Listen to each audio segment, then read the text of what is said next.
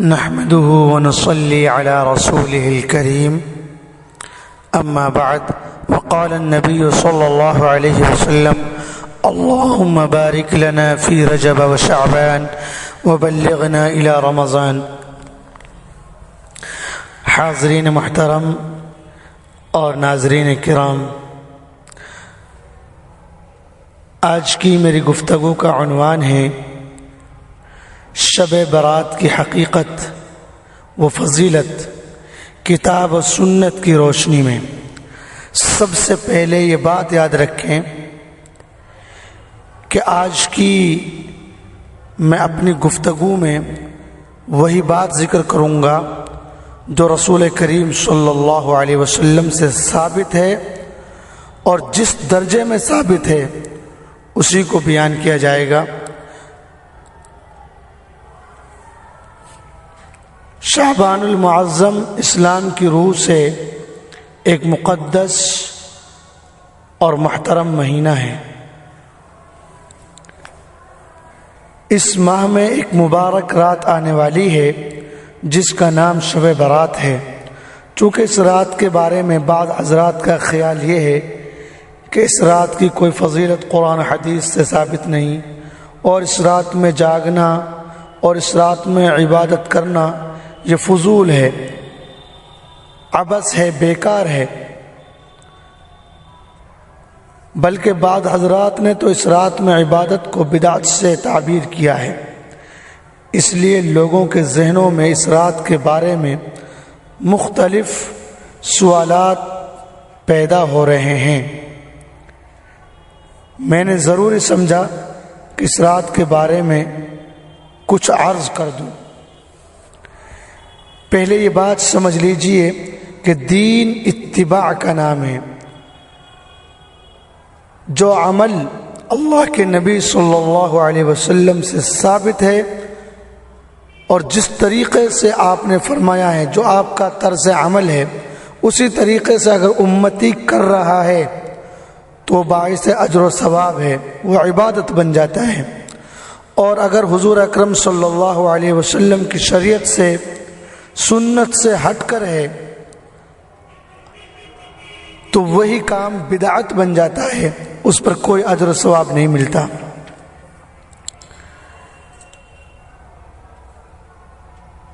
لیکن واقعہ یہ ہے کہ شب برات کے بارے میں یہ کہنا بالکل غلط ہے کہ اس کی کوئی فضیلت حدیث سے ثابت نہیں، جبکہ حقیقت یہ ہے کہ 10 صحابہ کرام رضوان اللہ علیہ مجمعین سے۔ کتنے صحابہ سے؟ 10 صحابہ کرام رضوان اللہ علیہ مجمعین سے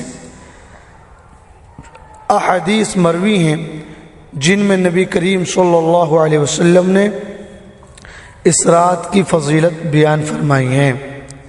یہ بات الگ ہے کہ اگرچہ ان میں سے بعض احادیث سند کے اعتبار سے بے شک کچھ کمزور ہیں، لیکن فضائل میں وہ معتبر ہوتی ہیں، کیونکہ اس جیسی دوسری جو روایات ہیں ان کی تائید کر رہی ہیں۔ اور یہ بات حضرات محدثین اور فقہاء نے فرمائی ہیں کہ اگر ایک روایت سند کے اعتبار سے کمزور ہو لیکن اس کی تائید بہت سی احادیث سے ہو جائے تو اس کی کمزوری دور ہو جاتی ہے۔ شب برات کی فضیلت۔ شب برات سے متعلق احادیث مبارکہ ملاحظہ فرمائیں۔ حضرت معاذ بن جبل رضی اللہ عنہ فرماتے ہیں کہ اللہ کے نبی صلی اللہ علیہ وسلم نے ارشاد فرمایا، اللہ تبارک تعالی شعبان کی 15ویں شب میں تمام مخلوق کی طرف تجلی فرماتے ہیں اور اپنے تمام بندوں کی مغفرت فرماتے ہیں سوائے مشرک اور بغض رکھنے والوں کے، کہ ان کی مغفرت نہیں ہوتی۔ اس مضمون کی روایات متعدد صحابہ کرام سے مروی ہیں۔ دوسری روایت ملاحظہ فرمائیں، حضرت عثمان بن ابو العاص رضی اللہ عنہ یہ روایت کرتے ہیں کہ اللہ کے نبی صلی اللہ علیہ وسلم نے 15ویں شب میں اللہ کی طرف سے آواز لگائی جاتی ہے کوئی مغفرت مانگنے والا کہ میں اس کے گناہ معاف کر دوں، ہے کوئی رزق میں کشادگی کا طلبگار، میں اس کے سوال کو پورا کر دوں اور اس کے رزق میں وسعت پیدا کر دوں۔ اور تیسری ندا یہ آتی ہے کوئی مبتلا مصیبت کہ میں اس کو مصیبت سے خلاصی عطا کروں۔ لیکن یہ بات یاد رکھی جائے کہ اس رات میں عبادت کرنا، تلاوت کرنا، ذکر کرنا، یہ چیزیں تو شریعت سے ثابت ہیں۔ جتنا ہو سکے اس رات میں عبادت کریں۔ شب برات میں پوری رات عبادت کرنا، جاگنا کوئی ضروری نہیں، جتنا آسانی سے ممکن ہو عبادت کر لیں۔ نفل عبادات تنہائی اور خلوت میں ہونی چاہیے، کیونکہ نفل عبادت یہ اللہ اور اس کے بندے کے درمیان خاص تعلق ہے، اس میں کوئی تیسرا حائل نہ ہونا چاہیے۔ شب برات سے متعلق اللہ کے نبی صلی اللہ علیہ وسلم نے جو فضیلت بیان فرمائی ہے، ایک حدیث مبارکہ اور ملاحظہ فرمائیں۔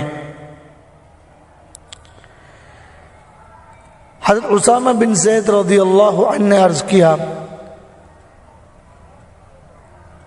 میں نے مشاہدہ کیا ہے کہ آپ صلی اللہ علیہ وسلم رمضان المبارک کا علاوہ کسی بھی دوسرے مہینے کے مقابلے میں شعبان میں زیادہ روزہ رکھتے ہیں۔ آپ صلی اللہ علیہ وسلم نے ارشاد فرمایا، یہ رجب اور رمضان کے درمیان ایسا عظیم المرتبت مہینہ ہے کہ لوگ اس سے غافل ہیں۔ یہ ایسا مہینہ ہے کہ اس میں بندوں کے اعمال اللہ رب العالمین کے حضور پیش کیے جاتے ہیں، تو مجھے یہ بات پسند ہے کہ میرے اعمال اس حال میں اللہ تعالیٰ کے حضور پیش ہوں کہ میں روزے سے رہوں۔ اس رات میں قیام کیا جائے، نوافل ادا کیے جائیں، تلاوت کا اہتمام کیا جائے، اور پھر اس رات کے گزرنے کے بعد جو دن آئے اس میں روزہ رکھا جائے۔ اگر اس نیت سے رکھتے ہیں کہ یہ ایام 20 کا روزہ بھی ہے تو اور بھی اجر و ثواب کا مستحق ہوگا۔ 13، 14 اور 15 یہ ایام 20 کہتے ہیں۔ حضور اکرم صلی اللہ علیہ وسلم ہر مہینے میں ان 3 دنوں میں کثرت سے روزہ رکھا کرتے تھے۔ شب برات مغفرت کی رات ہے، توبہ کی رات ہے، استغفار کی رات ہے۔ شب برات عبادت کی رات ہے، دعاؤں کی قبولیت کی رات ہے۔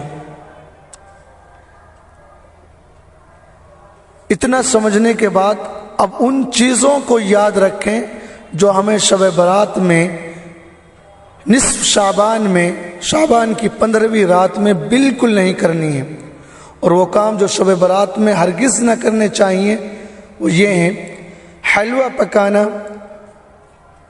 حلوہ کا تعلق شب برات سے ہے ہی نہیں، دور تک کوئی تعلق نہیں ہے حلوہ کا شب برات سے۔ اسی طریقے سے آتش بازی، پٹاخے چھوڑنا یہ حرام ہے، فضول خرچی ہے، اور فضول خرچی کرنے والے کے بارے میں اللہ کا فرمان ہے، ان المبذرین کانوا اخوان الشیاطین، فضول خرچی کرنے والے شیطان کے بھائی ہیں۔ اسی طریقے سے روڈوں پر موٹر سائیکل لے کر نکلنا اور کرتب دکھانا یہ بہت بیہودہ باتیں ہیں۔ اور دوسری چیز، اجتماعی طور پر قبرستان جانا، اس کی بھی اجازت نہیں ہے شریعت میں۔ اجتماعی طور پر نہ جائیں، انفرادی طور پر زندگی میں کبھی چلا جائے تو کوئی حرج کی بات نہیں ہے، لیکن ہر سال اس کا التزام کرنا یہ درست نہیں۔ عورتوں کا قبرستان میں جانا منع ہے، کیونکہ اللہ کے نبی صلی اللہ علیہ وسلم نے عورتوں کو قبرستان میں جانے سے منع فرمایا ہے۔ قبرستان یا مساجد میں چراغاں کرنا اور قبروں پر چادر چڑھانا یہ کسی بھی وقت جائز نہیں ہے۔ مساجد میں روشنی کا انتظام کیا جائے، مگر جتنی ضرورت ہے، فضول خرچی نہ کی جائے۔ قبروں پر دیا، اسی طریقے سے چادر چڑھانا، موم بتی جلانا، یہ سب شریعت نے ان کو منع کیا ہے۔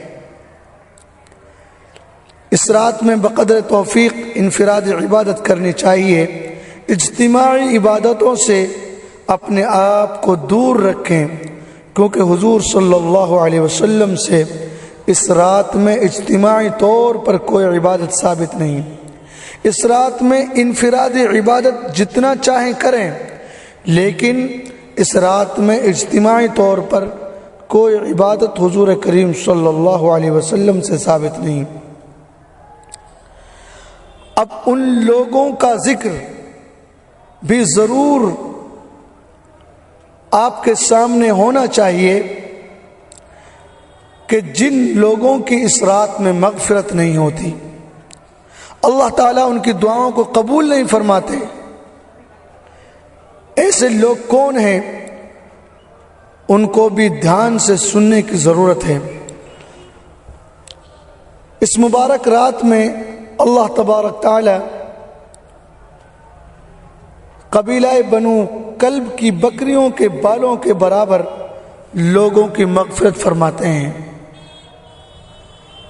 اتنی مبارک رات ہے، قبیلہ بنو کلب کی بکریوں کے برابر کتنا بڑا ریوڑ ہوگا، اس ریوڑ کے جو بکریوں کے بال ہیں ان کے برابر اللہ تبارک تعالی لوگوں کو جہنم سے خلاص عطا فرماتے ہیں اور ان کو گناہوں سے پاک صاف کرتے ہیں۔ مگر بدبخت ہیں، بد نصیب ہیں وہ لوگ جو اس رات میں بھی اپنی معافی کے لیے اللہ سے رجوع نہیں کرتے۔ وہ کون لوگ ہیں جن کی مغفرت نہیں ہوتی؟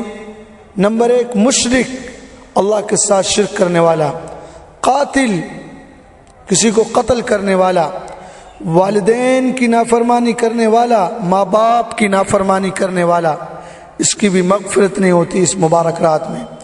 بغض عداوت رکھنے والا، رشتہ توڑنے والا، بطور تکبر ٹخنوں سے نیچے پائجامہ یا لنگی رکھنے والا، ٹخنوں سے نیچے کپڑا لٹکانے والا، شراب پینے والا، زنا کرنے والا، ان لوگوں کی اس مبارک رات میں مغفرت نہیں ہوتی۔ ہاں، یہ لوگ ان تمام کبیرہ گناہوں سے سچی توبہ کر لیں تو اللہ تبارک تعالیٰ بھی ان کو معاف فرما دیں گے۔ امید ہے کہ انشاءاللہ ان تمام روایات کے بعد، ان تمام باتوں کے بعد شب برات کی حقیقت آپ کے دل و دماغ میں پیوست ہو گئی ہوگی انشاءاللہ العزیز، اور ذہن میں جو خلجان تھا، جو خیالات اور جو اشکالات آ رہے تھے، انشاءاللہ وہ بھی دھل گئے ہوں گے۔ اللہ تبارک تعالی ہمیں اس رات کی قدر کرنے کی توفیق عطا فرمائے، تمام رسومات سے ہم سب کی حفاظت فرمائے۔ وآخر دعوانا ان الحمد للہ رب العالمین۔